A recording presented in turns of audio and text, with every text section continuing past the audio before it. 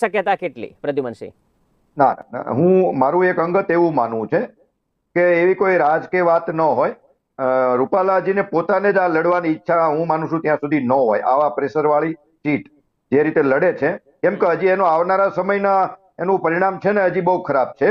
ભલે એ પરિણામ ભલે જીતે, પણ જે આ રોષ પ્રશ્ન થાય છે પ્રદ્યુમનસિંહ, પ્રશ્ન એટલા માટે જ થાય છે આમાં કે શા માટે આમાં લેડકો નથી રૂપાલાજીને કરતા? નહીં, રૂપાલાજીને તો લેડકો કરવું હોય, પણ હવે રૂપાલાજીનો ઉપયોગ પાર્ટી કરે છે. રૂપાલાજીને કદાચ આમાંથી નીકળવું હોય તો બી નીકળવા નહીં દે. પાર્ટીને પોતાનું હિત અમુક જગ્યાએ સામાજિક સમીકરણો સેટ કરવા માટે આમાં એને પોતાનું હિત નજર આવે છે. એટલે રૂપાલાજીનો તો ખાલી આમાં હાથા તરીકે ઉપયોગ થઈ રહ્યો છે હવે તો.